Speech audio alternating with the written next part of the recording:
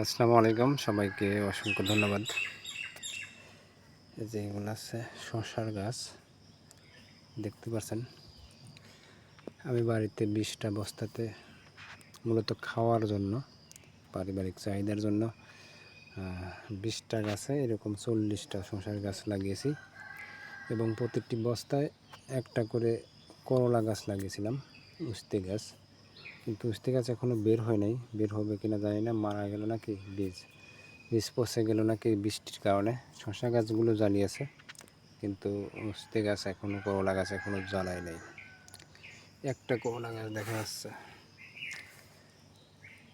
এই যে প্রায় প্রতিটি গাছেই প্রতিটি বীজই জ্বালাইছে। এই যে দেখতে পাচ্ছেন, এই যে এটা হচ্ছে উস্তে গাছ, ওই যে কোনার দেখতে পাচ্ছেন 2টা শসা গাছ এবং একটা উস্তে গাছ।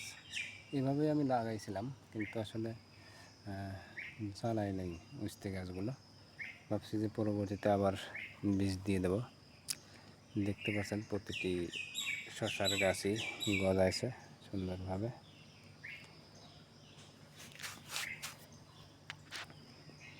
মূলত বর্ষাকালে চাষ করা অনেক কঠিন, বীজ গজানো নিয়েই সমস্যা। এই যে বিশেষ করে বৃষ্টির মধ্যে আমি যে বীজটা বস্তাতেই করেছি, চাষ করেছি, এটা আছে একদম এই নিম্নচাপের মধ্যে পড়েছে। এই কারণে হচ্ছে এই সমস্যাগুলো দেখা দিয়েছে। এই দেখেন সব জায়গায় গাছ রয়েছে 2টা করে, কোনো কোনো জায়গায় 3টাও আছে।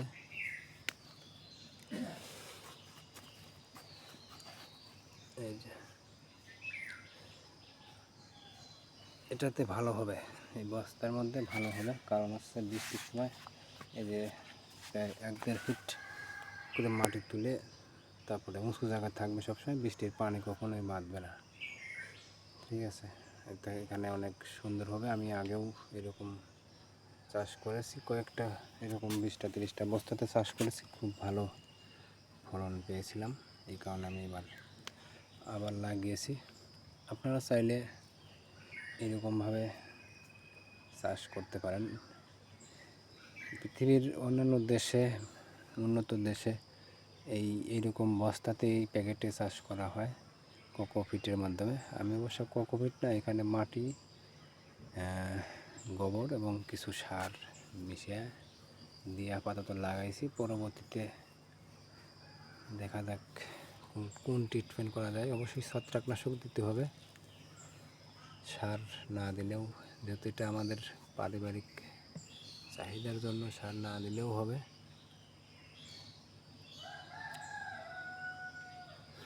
ধন্যবাদ সবাইকে। পরবর্তীতে ভিডিও দেখার আমন্ত্রণ রইল এবং সাবস্ক্রাইব করবেন সবাই এই গাছগুলো দেখার জন্য।